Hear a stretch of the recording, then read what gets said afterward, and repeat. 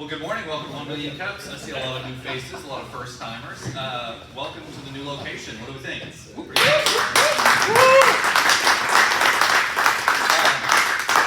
So for those of you who don't know what 1 Million Cups is, the whole idea behind the 1 million is there are 1 million cups of coffee being had across the nation right now, and about over 160 chapters of 1 million cups across the nation. So really cool. It's an entrepreneurial ecosystem where small businesses or medium-sized businesses can come up here and talk about their struggles, talk about their ideas, their visions, and you out in the audience can help them kind of excel.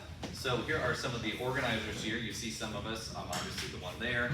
If you're an organizer, raise your hand. If you know of somebody that wants to present, talk about their struggles, people that just raise their hand, go find them and tell them, I've got a person, we'll hunt them down, because we're always needing speakers. And here are some of the sponsors. If you'll notice that big one down there in the middle, Union Station Deli is where you're currently sitting. Jennifer, you can come up here. Come on down. Where's this one? Give her this one or that one. Either one. Yeah, that one. Am I presenting right now? Yeah, Okay. good thing. Yeah. All right, this is my first time at 1 Million Cups, and we are in my husband and my event center, Union Station Deli. Mike and I have been in the restaurant business for approximately 10 years as business owners. You may recognize us as the Simple Simon's Pizza people. We recently sold that and decided that we wanted to open the Union Station Deli. This has been a dream of mine for approximately 20 years or more. And then Mike had some health issues this year, and so he decided to stop his handyman business, which was round 2 at PMCS, and he is now the co-owner, co-operator of Union Station Deli. We have modeled Union Station somewhat on restaurants up in Michigan, where I'm from. There are a lot of German delis up there, which look like what we've got here. Most people don't really understand what a deli is around here, and so that's probably one of our struggles, is trying to get people to understand what we are. Mainly what we are doing is we serve breakfast and lunch. We have a little German flair to it. Some of the German recipes are recipes that my grandmother made, and some of the recipes that we have are recipes that we've picked up in our travels around everywhere. What our vision looks like going forward is obviously getting our event center to be at full capacity so we can afford to keep it. Keeping our restaurant with a steady flow. We are having an issue getting people in for breakfast. I know that when they finish, they're actually planning on tearing off all of the front end of this building and remodeling the whole thing. So I know that will generate some buzz. Also, I didn't really advertise. We did have one billboard out on Rangeline, so I guess that is advertising. But we have just primarily been going word of mouth right now because, for one, I didn't want to overrun my kitchen. I wanted it to be a little more organic so that we could adjust to the flow of people coming in, learn our new menu, etc. So our vision looking forward for next door is we close at 2 o'clock every day. What I would like to see in my heart of hearts is pop-up restaurants that need a place to come in. Maybe allow them to come in, use our kitchen, use our facilities, have the pop-up restaurant right in there. Mike and I are very much involved in the community and want to be mentors for business owners and people just starting out. We also love people and we want everybody to succeed. So we like to go that extra mile. It's not about the buck for us. It's more about the quality of life for us, which is also why we're closing at 2, because we are in our 50s and we are wanting this to be kind of our retirement thing. So we're planning, Dr. Skaggs. So we are planning on owning this for about 10 years and then possibly selling it and going off and doing some traveling. So we are also wanting to do special dinners and try to coincide them with events that are happening downtown, connect to culture events, things like that, where maybe they come here, have a fancy dinner, and we take them to the event and pick them back up and bring them back to their vehicles. And just, you know, maybe even if people are wanting to do like wandering canvas kind of things, we could have events scheduled over there. Our areas of opportunity and questions we ask ourselves are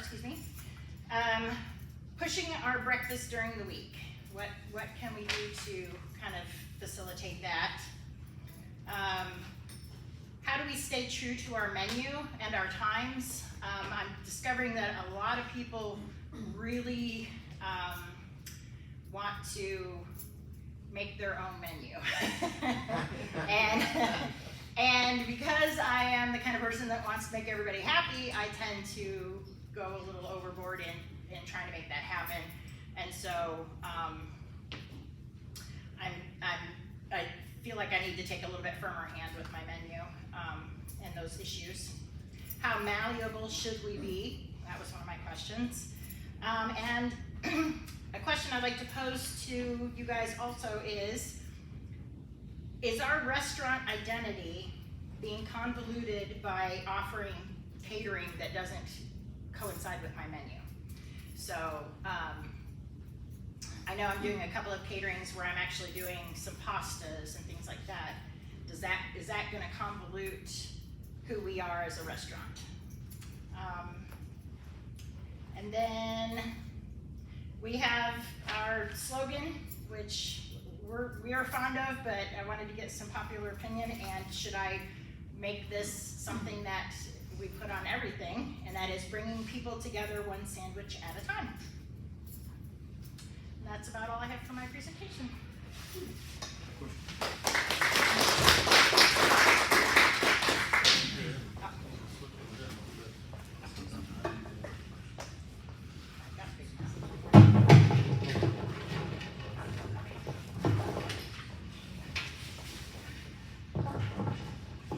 Well, good presentation.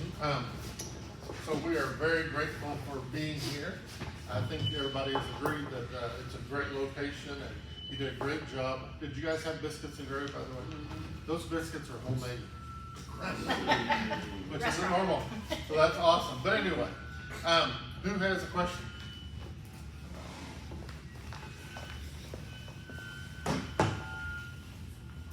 Great presentation. Congratulations on your new business venture, and it's always great to see that entrepreneurial spirit in your eyes.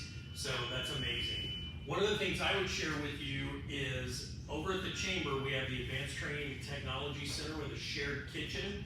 We're in the process of shutting that down. The good news is the Empire Market has a shared kitchen for those pop-up restaurants, but making yourself available, I would encourage you to contact the City of Joplin. The City of Joplin requires every food truck to have an agreement with a commissary kitchen. So if you could get on their radar as a resource, then that could create some regular monthly residual revenue for you and help out another small business. So that was something I really encourage you to do. Okay. And thank you. Thank you.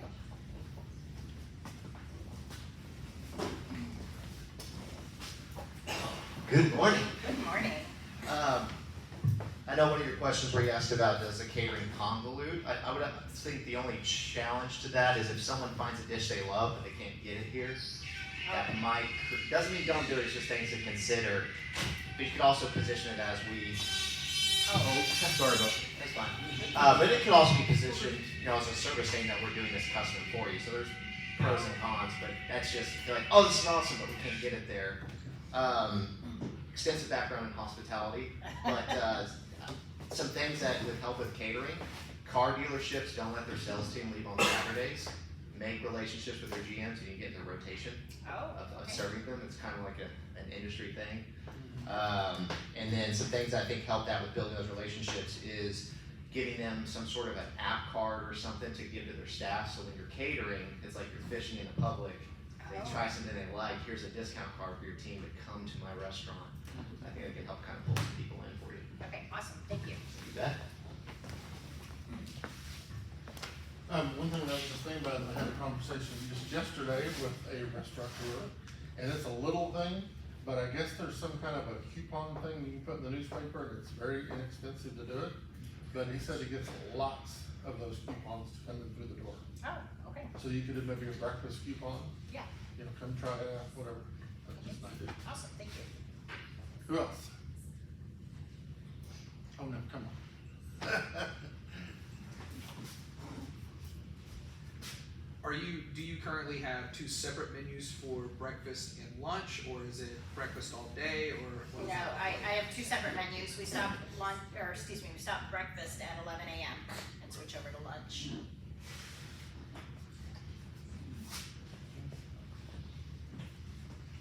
I don't think the microphone's low. Well, we're recording, so. Oh, okay. Gotta record this. Jennifer, if you guys do as well with your food as what you did at Simple Simon's, you're gonna be successful, girl. Thank you. You rock, thank you.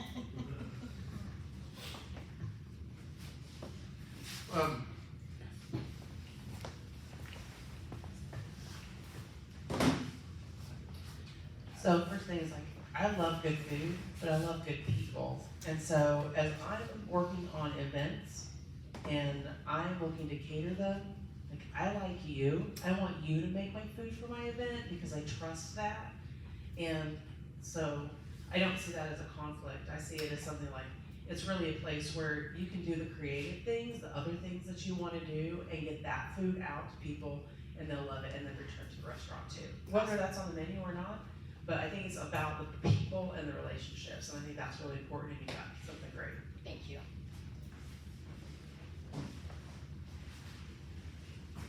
So I was just gonna address it real quick. So on the catering, so I had the restaurant at Precious Moments for 2 years. And, you know, we had sandwiches and soups and things like that, but basically nothing that we did for catering was available on the menu. Okay, And it was never an issue. I mean, that just wasn't available, so. okay, Yeah, quite frankly, I think it's a compliment. Because the way I look at it is I could get real creative and do fun, cool stuff right. with the catering that I wouldn't normally be able to do at the restaurant, so.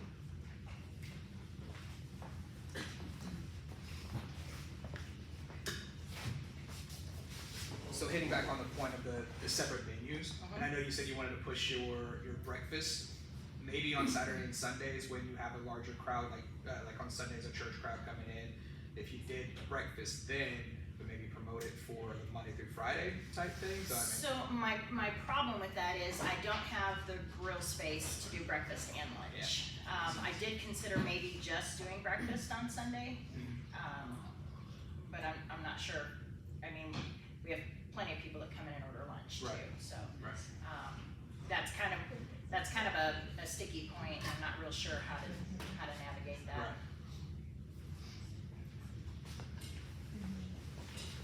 I had one last thought I forgot to mention earlier. So, at the risk of sounding ancient, which I am by now, for the old timers in Joplin, if you had something on your menu on lunch and you wanted to call it the Griff's Wrap or the Griff's Burger, Okay, years ago, this was a field, oh, and on the corner where your restaurant is now was an A-frame metal building that was blue and white called Griff's Burger Bar. okay, And it was the only thing in this entire area beside the creek. And it was a hot spot and everybody loved to go to Griff's Burger Bar. So for the long timers in Joplin, if they saw on your menu the Griff's Burger or something like that, that would create a buzzy conversation. okay. Is it GRIFFS? Yes, Okay, apostrophe S. yeah, thank you. Yeah, Anybody else have any questions? Hello, hello. I'm very excited that there is a deli. I'm originally from upstate New York, Oh. and we love our delis. and there, like he said, there's not a great locally owned deli here. I think you should lean into that hard and like push your deli. You're a deli, it's in your name, push the deli stuff and brand around that. Locally made, where you source your meats from, how you freshly slice them for the sandwiches, where the bread comes from, all of it. I would lean really hard into that, Okay. but that's just coming from what I love. So speaking of the deli part, Yes. you know, part of my mind thinks is, okay, deli, we've got a meat counter, there's meat and cheese and stuff available. Is that something that's coming where people? There won't be a counter, I don't have the space for it, but we will be offering that you can buy it by the pound. Okay, so if I have a really good Reuben, then I can say, hey man, can I take some of that meat home, or Yeah. you will? Yep. Awesome. We will also do that with our deli salads. So, and I make everything, small batch and homemade. Which is good. I mean, that appeals to my cooking sense. However, I do occasionally run out of stuff, and I don't know, is being in stock more important than being super fresh and super homemade? I'll just say, when I had the restaurant out there, I did have a daily special, but when it was gone, it was gone. So what it did is it created, you know, the excitement for people to come in early, Right. which was good. Because, you know, like every Monday was Monday meatloaf. Well, they loved the meatloaf, but like I said, I only made, you know, a certain amount. Until it is gone, they get something else. Yeah, Eddie knows that, I would say scratch made, not homemade, Okay. because you have a commercial kitchen, it's not Ah. made at home. Right. So I would lean into scratch made and small batch, and first come, first served. Like, limited quantities, these are all buzzwords that you put out there, and that'll drive that value. Thank you.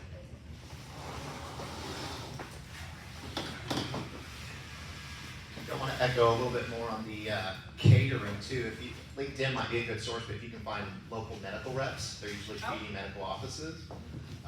Just developing those relationships with them, and same thing with the dealerships or even local business officer reps. They usually just are competing on price per head.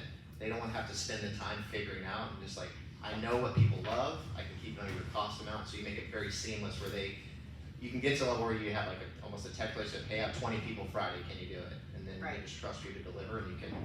What I like about lunch catering is you can make your labor before 11 a.m. Right. Right. Hey, Hey. I'm just gonna say this, but press into the schools, that's a huge market. As someone who serves in multiple PTOs, we're constantly looking for people to cater for teachers, for teacher appreciation week, for parent-teacher conferences, for professional development days, and so I know we've used you in the past for that, and we'll continue to do so, but even like creating like a flyer or a graphic that you can hand to the person in charge of PTO or whatever, so that way they have that in your back pocket, and then don't have to necessarily put pricing, because that can always fluctuate, but just, you know, saying, hey, we can cater small, large, you know, whatever, so that's always really good. Perfect, thank you. So, one thing we haven't talked about is that you have someone baking and doing Yes. yummy stuff that way. Yes. So, an idea is, my restaurant was a cafe and bakery. So I made cinnamon rolls and cakes and pies and all this kind of stuff.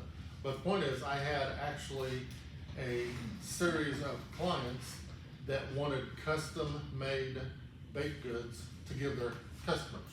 Okay. So one of them was M&M Wrecker, and he liked to only give, you know, fresh baked stuff. So like I would do like a dozen chocolate chip cookies, and I'd put them in a box, and I just got his logo and put a label on there that says, you know, from M&M Wrecker, you know, prepared especially for you. But then there was a sticker down on the bottom that said, you know, this items were custom made by, you know, the baker or boss. Right. So it had my advertisement on it, but it was from him, custom made especially for you, kind of thing. The point was, he loved it. He paid premium prices because it was fresh baked stuff that he knew was good. And so I had multiple people that did that on occasion. So I had service businesses, insurance agents, I had some realtors. You know, there was one realtor that every time she sold a new house, you know, we got a fresh pie, you know, to Nice, the, yeah. so that kind of thing. Okay, Something to think about. awesome. About- Yeah, Cheesecake Delights, Daniel from Cheesecake Delights Yeah. is my baker, and so if you're wanting, yeah, he changed the name to As You Wish Bakery now, and, so if you're wanting to try some of his yummy cheesecake, you have it. And he made the stuff back there this morning. Yes, the Danish and the cinnamon roll roses. Yeah, and just so you guys know, so today, you know, we had catered the breakfast in.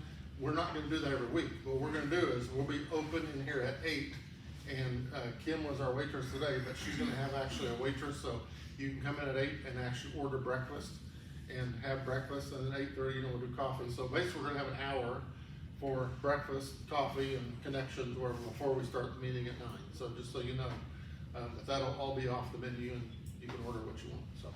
Also, if you like the coffee today, and you would like to replicate that coffee, ask for the light blend over in the restaurant. We didn't want to shock you from going from the last coffee you had to our actual coffee. Well, that comes from me. I'm not that big of a coffee drinker. So I had a client meeting yesterday over here, and I'm like, oh, this coffee is stout. But, you know, me, coffee is about the sweetener and the cream. It's not the coffee. So, you know, I had the half and half with hot water and coffee, and then still it was strong. But she said, well, we have a light roast. And I'm like, okay, great. All right, thank you, Jennifer. Thank you.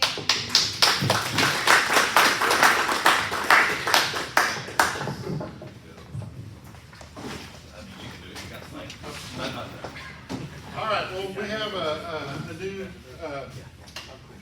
person today, Hugo from Flores from Uplink out of Pittsburgh. Him and his crew came last week, the first time to visit 1 Million Cups, and so he's going to share with us today about their new business. So. They will not always be doing construction. Yeah, either one.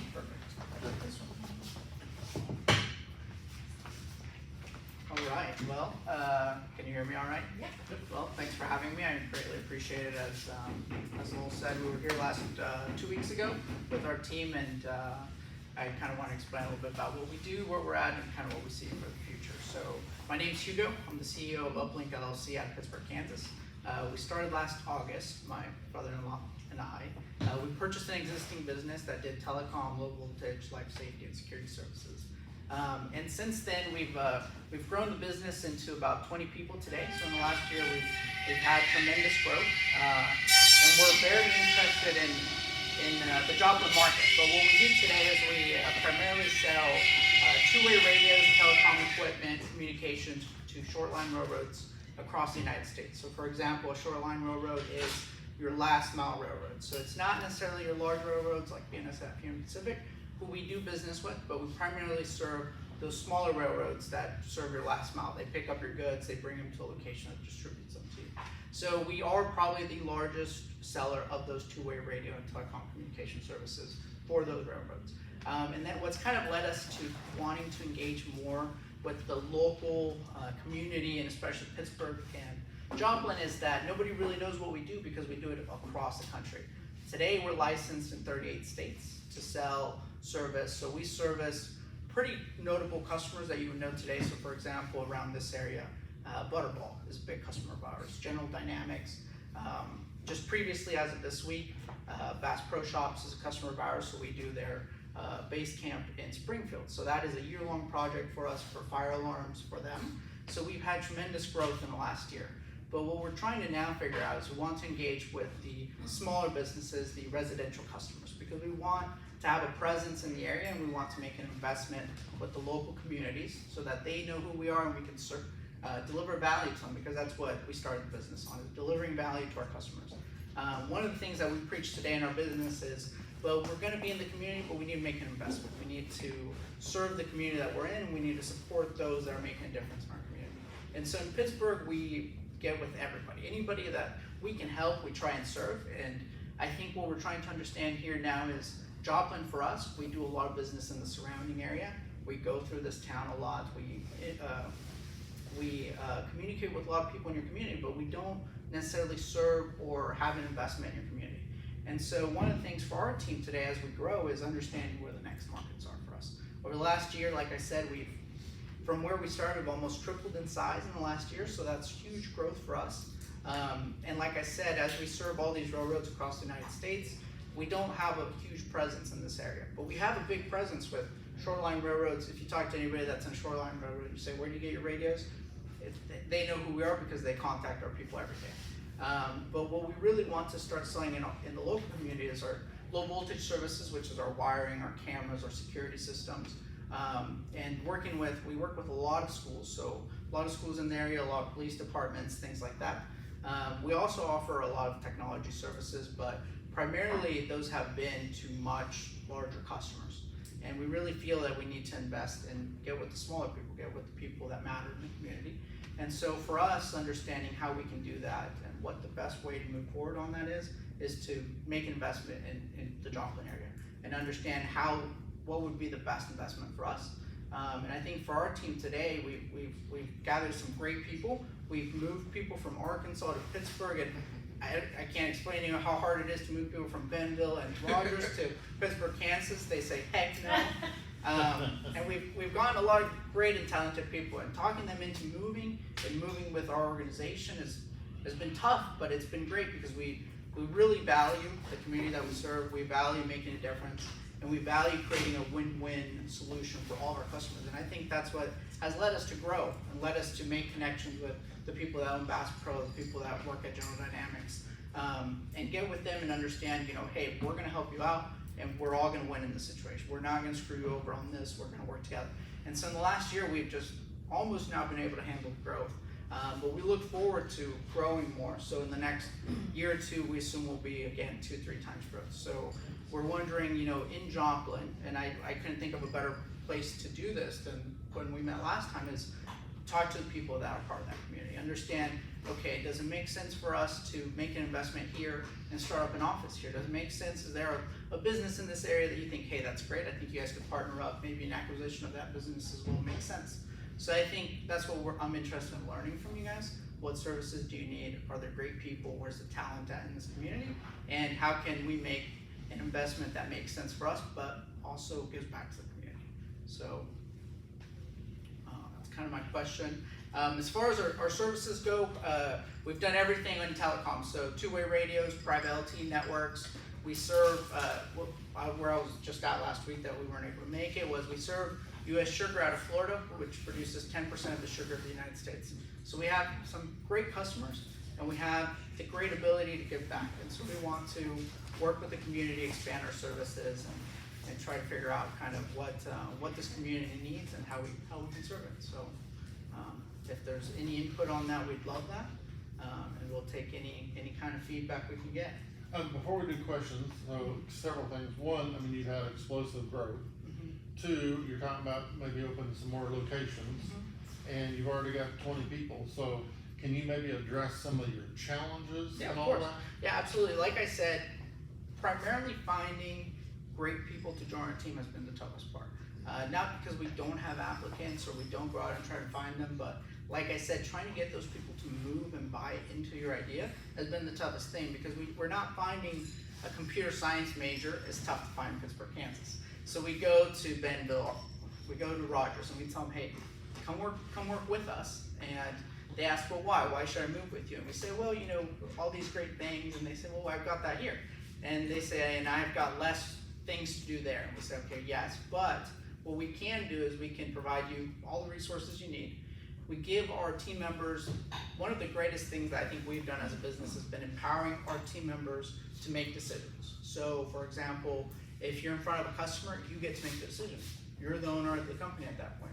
We strive for every team member that we have to realize that and make the decision there and then. We never want a team member to come back to the office and say, hey, I was talking to Bob, he asked me, can we do this? And I told him I'd get back to him. Right? That's not something that we want, and we want them to tell Bob, yes, we can do that for you. No, we can't. Because at that point in time, in front of the customer, you're the owner, right? You're the owner of the business, you are the business. And so for ourselves, it's been finding those talented people to join our team. And so we have been very fortunate. We've picked up a lot of great people from Rogers, from Kansas City, from surrounding areas, but trying to be more sort of integrated into the community and hiring more from the community is now what we're looking for. We have that top talent of engineering, but we're now looking for the great people in the community that like to work. They're great people. We could use them on our team to move forward. That's been the toughest thing.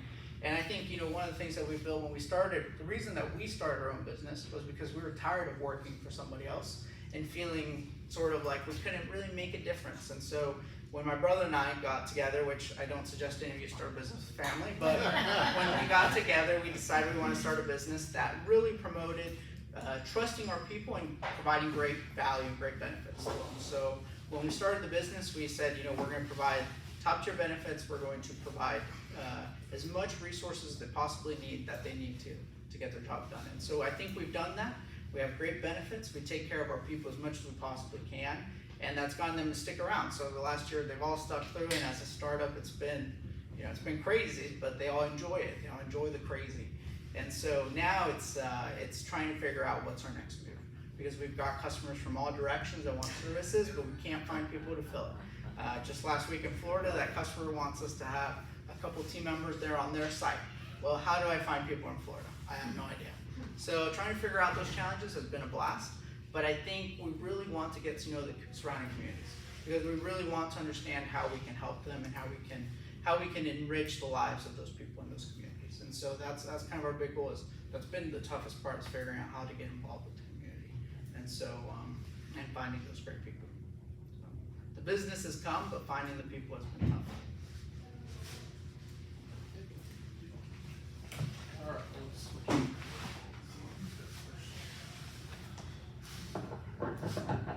All right, who's got questions?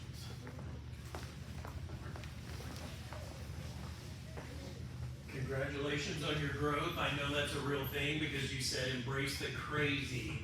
Entrepreneurs know what that crazy is, so that's amazing. A couple things I want to touch on when you are talking about talent attraction. If you are looking for somebody regionally to come to this area, I would encourage you, if you're not already part of all the local area chambers of commerce, but one of the things we do at the Joplin Area Chamber of Commerce is we have a completely separate marketing campaign called ChooseJoplin.com. Use that as if it were yours, because it talks about all the different pillars, everything from outdoor recreation, everything that we've got from a culture standpoint. And then also the Joplin Visitors Bureau has visitjoplin.com.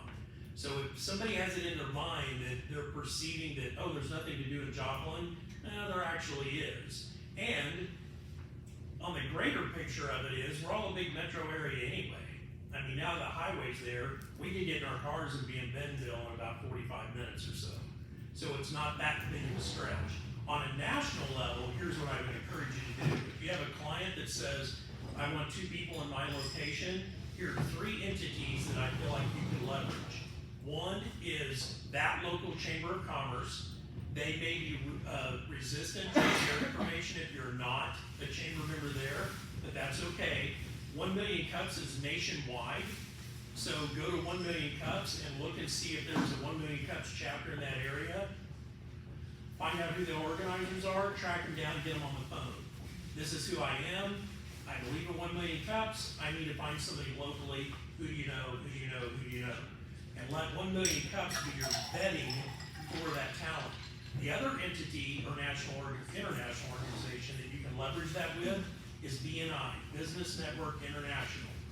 BNI is a great networking organization, and if you look in that particular community, call the president, vice president, or treasurer of that chapter, introduce yourself, and say, I'm looking for talent. Who do you know?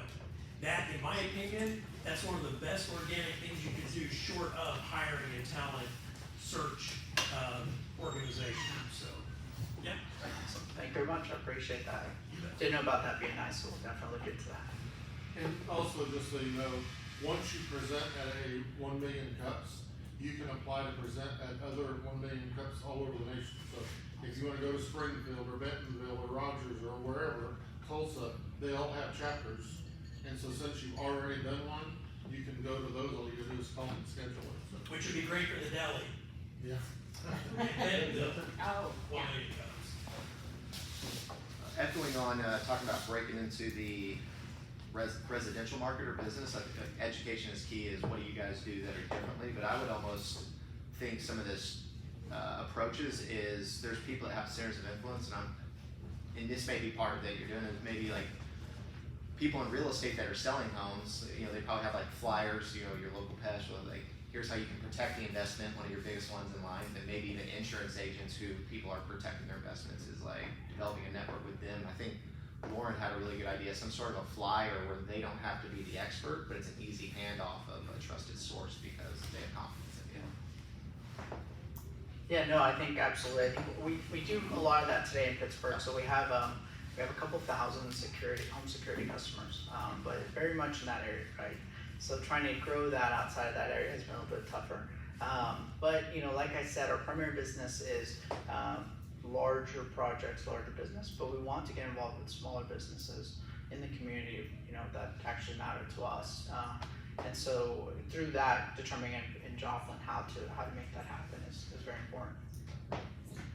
So just to mention, you mentioned Chamber of Commerce, so Thursday is the first Thursday power breakfast with the Carl Junction Chamber. It's gonna be at Trackside over at 10th and Maiden Lane. But that's a great event, you can go as a visitor, and you actually get up for a minute and talk about your business, so. And there's usually between 50 and 70 people that show up to that, so that's all free, all you gotta do is show up and talk, so.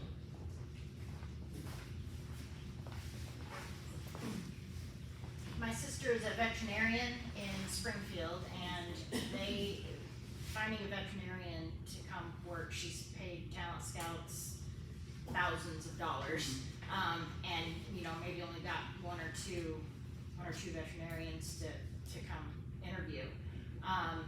She's talking to somebody about designing a program that they go into the high schools, they talk to kids who are interested in that field, and then help give them sponsorships or scholarships to go through the program to become a veterinarian. That wouldn't be an immediate fix for you, but might be something for the future. Yeah, no, that's great. And I think one of the things is, like you're saying, finding talent in the area is possible, but finding a niche in somebody that specializes in something has been tougher. A great example is, so in Houston, we work at what's called Greensport Facility. It's an 800-acre intermodal facility, so railroads, barges, and we're building out a private LTE network for that area. But finding somebody that is niche in that sort of broadband and spectrum and understanding that is tough. And so that's kind of where our finding candidates becomes hard. Finding great people to do, you know, local work and stuff like that has been a lot easier, but finding those niches is tough because we talk to college students from PSU and they say, oh, we're moving to Kansas City, we've got a job with Black and Beach, we've got, you know what I mean, and keeping them in that area is tough. And so unless you can somehow talk them into staying and not going to a much larger area, it's tough. And so finding that niche in the community has been tough, even in Pittsburgh. So.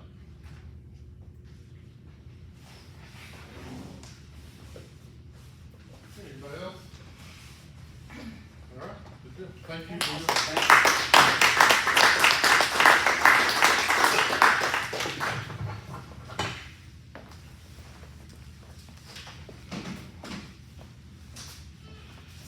All right, so again, thank you all for coming, but a couple of things.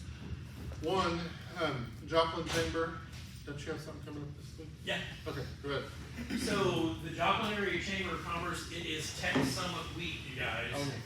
And Yeah, something. I can't tell you how deeply I'm going to sleep on Saturday. So it has been challenging to pull this thing together, but we couldn't do it without all of our volunteers and our sponsors that have stepped up.